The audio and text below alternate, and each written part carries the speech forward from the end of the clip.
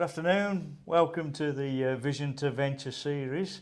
Today I'm with Philly Ponniah, and we're talking about everything wealth, wisdom and wealth management, particularly for small businesses and startups. So I'll let you introduce yourself and talk about your background, and then I'll ask you a few questions and we'll get into the interview. Thanks so much, Neil. So I'm Philly Ponniah. I am a financial coach and my background is in wealth management. I was an investment manager from 2011 and really helping business owners and professionals learn how to manage their money, build wealth, live the life they actually want to live. And a lot of that comes down to practical points as well as mindset points as well. So just before we get into the questions, whereabouts are you in your whole business journey? So I set up my business 3 years ago when I had my second child. I took the additional qualification. It took a year to become a financial coach in between my two children, and then took my maternity leave as a chance to learn how to do marketing, sales, all the sort of stuff like building my website, and really kind of learning bit by bit, starting Instagram, TikTok, and, more recently YouTube. But it's been 3 years and full-time since the beginning of this year. 3 years and you're still the director of everything, just like me. So I guess, we're here really, to talk to very small businesses, aspiring entrepreneurs and startups. So why is wealth management important for those types of businesses, even in the early stages of the business? Well, I think it's that clear distinction between what your business makes and how you can make money in your business, and then actually how you personally can start building up your own money outside of the business, because it's really important, like from the beginning, to be, as soon as revenue allows, to be paying yourself. And making sure that money is coming out of the business. So I know for a lot of people you want to kind of keep reinvesting into the business, but actually we are separate to our business. So it's thinking about how you can bring money out and start building, not just for retirement, but just additionally for the day-to-day, and building that life is all I talk about. Building the life you want to live. That involves building up your own personal money, investing it, thinking about what you actually want to do with your money. And that's I know a lot of business owners, they don't see the business as its own entity over here. They see them totally engaged with it and find it very hard to actually break the link between business and personal. And I spoke to this with Phil a few weeks ago, my accountant, and that's part of the advice he gave about how do they actually break up. Remember, that's the entity, that's the business, it's its own thing, it makes its own profit. And I'm outside of this as a director of that business or an employee of the business, however it's set up. So really, how should startup founders balance that investment between, I've got my business here, I'm in the early stages, probably cash flow's tight in the early stages, but then as they start to grow, that income comes into the business. How do they connect that in terms of building personal wealth and getting that stability financially? Well, step one for me is also getting people really clear on what they actually will want to get to. Like, where do they actually want to get to? What matters to them? And that can really then help them work out how much money they need. And that will often mean getting money personally, not just keeping it in the business. And I think, you said, it depends on how you start up, because if you start up not as a limited company, I went straight to being a limited company. I think that therefore was like separate to me, rather than it can be very easy for people to have everything going into one bank account and then it's very messy. So like if they're a sole trader. Exactly. And so I think the sooner you can kind of separate what's the business's and what's yours. But I have to say, so it's that starting out with, what do you actually want and how do you get there? And I have to say that by taking the money out personally, so paying yourself, using things like ISAs to start putting money into that tax-free wrapper, and also questioning, what have you heard about money growing up that might stop you paying yourself? A lot of people will think, I've got to work really hard to make money. Maybe you saw the rich people being the sort of bad ones in Disney growing up. There are all sorts of messages that actually people can make a lot of money in their business and yet still not pay themselves. So it's just identifying what are the narratives you're telling yourself, and then can you work on those to enable you to actually take money out and be deserving of it. So there's that sort of, it's sort of more deep inner work actually than just as easy as saying, well, you should pay yourself. So it's great to pay yourself, you know, bills to pay, but then thinking above that, what's going to enable you to sort of create this life you want, and you know, how are you deserving of it? Well, you know, start doing the work on that as well. So you're really talking about, you know, the stuff we've actually been together today, and we've been talking about the iceberg and all those fears and beliefs that are below sea level. It's really all of that stuff that probably subliminally you don't know exist until you get going. Absolutely, absolutely. And people tend to know how they are with money. You know, when I say I'm a financial coach, people either say, oh, I'm really good with money. And often, after they say they're really good with money, they'll say, I've got so much in savings, which is cash and not invested. And actually, you know, we are a nation of savers in the UK. We don't tend to invest if we don't know how to do it. But if you think about it, there's a risk to not investing, just because if your cash stays as cash, you can't buy the same today as you could 10 years ago. You know, our actual, you know, money doesn't buy quite as much today. So yeah, just thinking about that. And of course, you know, in savings, you however you lay that out, you know, yes, you've got your ISAs, the tax-free component, but above and beyond that, you're not going to get great interest. But you play that off, I guess, with the risks of whatever you're invested in and how you manage the risk of that portfolio. Yes, exactly. And just going back to the point around saying, some people say they're good with money. I would say the majority of people, once I say I'm a financial coach, will say, oh, I'm terrible with money, and then sort of open up. And so most people are aware of their habits around money.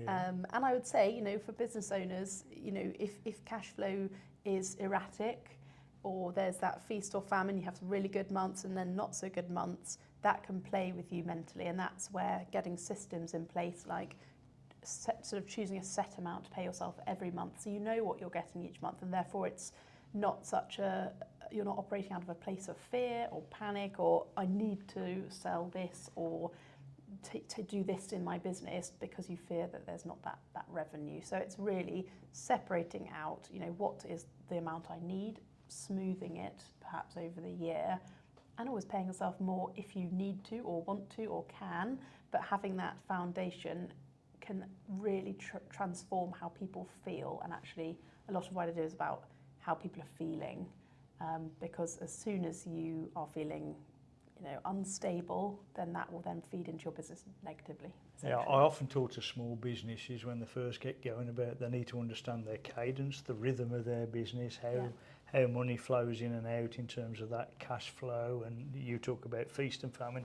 exactly that. Yeah. And around mechanisms for making sure that their payment terms are clear and they're paid up front and they're not delayed chasing money. And again, Phil, in the last interview I did, Phil mentioned, you know, one of the biggest problems he sees is businesses don't chase that money. You know, they think it's always going to just come in, and it doesn't. No. And being clear on, you know, upfront on what your payment terms are. So I guess in all of this then, okay, I'm a small business owner. What about the habits or systems? What would you recommend that you need to really put in place from day one? So from a personal finance point of view, know your numbers. So, Yep. you know, what are your outgoings at home each month? Have you got rent? Is there a mortgage? What are the bills? And make sure there's something in there for fun or something that isn't going to make you feel restricted. So the first thing people do when they are maybe on a bit of a budget, and I don't like the word budget because I think it sends the wrong signals to us. Yeah. Yep. So a spending plan perhaps is more positive, but thinking about, you know, what do I actually need, and then what's a little buffer for, you know, the extra activity that you might want to do, or the you know, food you want to buy, you know, going out for a meal or something like that, that's going to add some sort of joy to your life. Budget for that as well. Once you know that number, that's what you're going to have to work out. Post tax, that's what you need. So what can you then pay yourself from your business? And I think that's number one is working out the sort of personal money you need. That's Yep. knowing those What numbers. do I need to survive? Yeah. And then as soon as you're making kind of profit and thinking about growing your business, being really clear about putting money into your pension as well. And I think that's the big one I see even quite established business owners not doing. Just making sure that because you can pay from your business into a pension, just really seeing, utilising that for your future, because that is part of the component of building wealth. It's got time to grow. Yeah. So when we're talking about systems, really, you're talking about having those processes in place in your business for doing that, so that, you know, whatever cycle you're paying yourself on, that you're actually recognising actually there's other mechanisms to create that wealth, like the pension. And automating it, so that you're not thinking about it, you know, on a month where maybe there's less money has come in, you're not saying then, oh, I just won't pay myself this month. You know, you are going to be kind of on a payroll. It's a non-negotiable that's a cost for your business. I think that's got to be, you know, when you know how much you've got to make each month, your salary's got to be part of that. I know many years ago when I first set up with Chris in Australia, you know, we went straight in with zero right at the beginning, because it made all of that systematic. You know, the payroll was there every month it was there, the superannuation pensions were there, and you had to pay into the schemes, and it just made it a lot easier. And I think those systems today are quite affordable for small business as well. So okay, so I've got my startup, you know, I've done all the advice, but now I'm starting to grow the business, and I'm sort of really getting to the point now where the business is ticking over, and we're on this growth phase. What can founders do to really start growing their personal wealth as their business grows? So I think that's where it comes to looking at investing in the stock market. If you're happy with the risk that, you know, there are risks with investing, but as I said before, there are risks with also not investing, risk of keeping your money as cash. And so being aware that if you can invest your pension money, as well as your personal money, so you'd start off with an ISA each year, that's the first 20,000 you can put away into that tax-free wrapper, and that can be for stocks and shares. And then beyond that, you can invest, you know, more than that into like a general investment account. And it's thinking about getting your money to work harder for you by, you know, starting off with funds which are diversified. So that means you're not just investing in one company, you're choosing a basket of companies. Trying to manage the risk.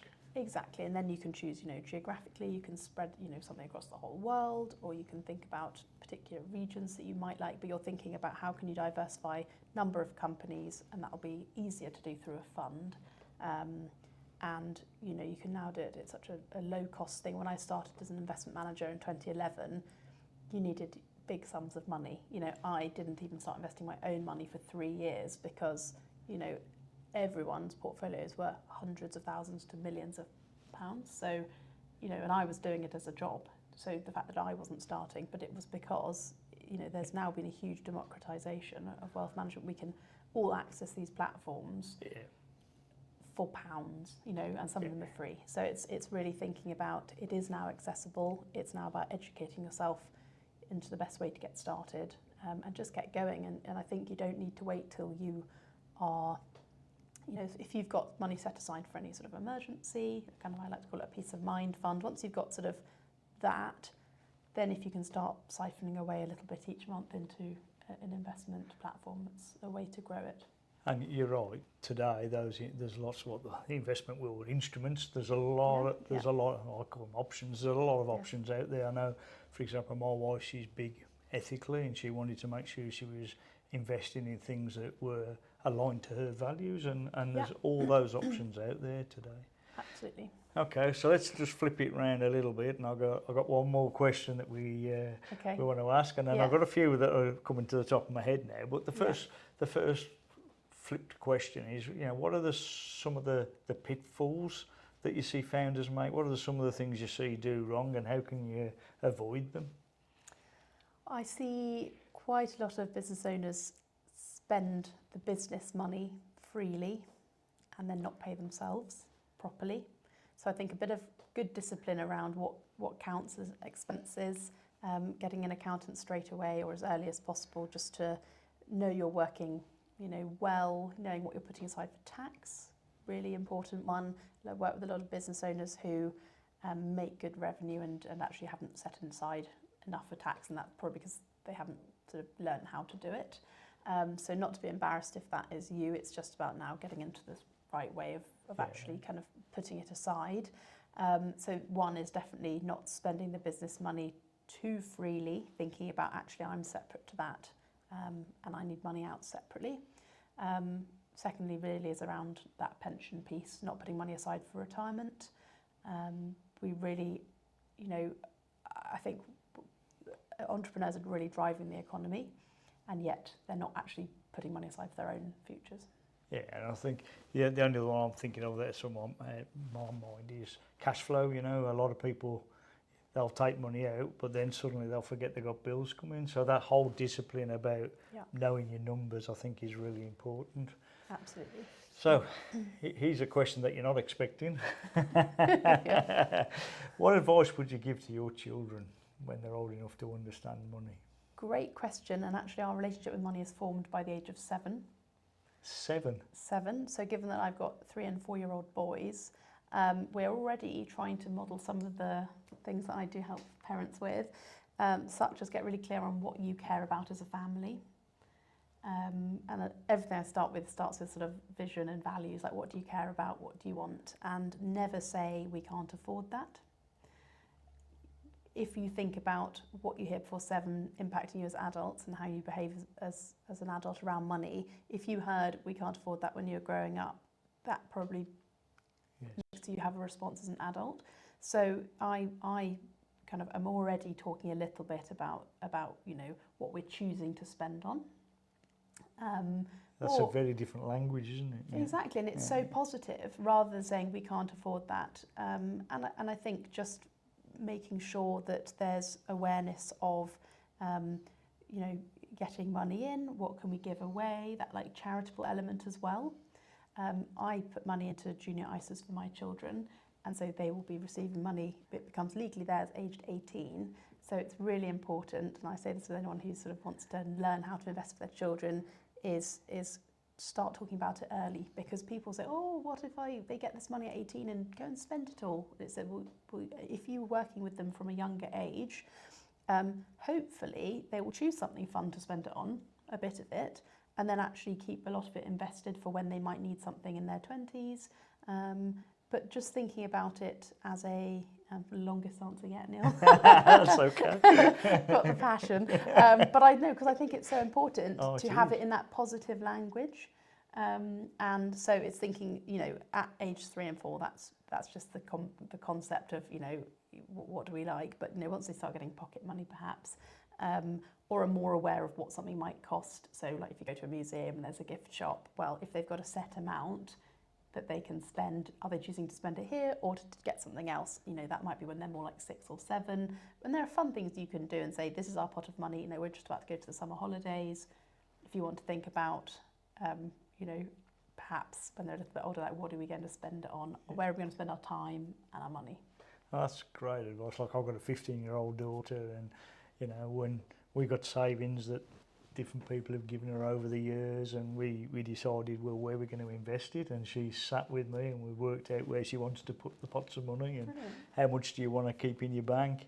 And then she's actually splitting her pocket money between what goes into a bank that she can spend and what goes into a savings. And so good, but I think the key thing to me, what's just come out of what you said there, is that language and being really cognizant of what we're talking, because children do pick up on it, and if it forms it by 7, that's blown me away. The age of 7, that's absolutely blown it away. Absolutely, and I think it's not to beat yourself up as a parent if you're already, if you already think it's too late, but it's just now going forward and saying, how can we modify the language so that it's an encouraging space and something you can talk about as a family, where it's sort of open and communicated, because it's often where there's been stressful conversations you've overheard or behind closed doors, where then you kind of take that into adulthood, which can be worse. Yeah, worse. Well, thank you very much for your time today. It's been absolutely wonderful chatting with you. I'm sure there's loads of great advice people will pick up on. Thank you again for your time. Thank you, Neil. Thank you.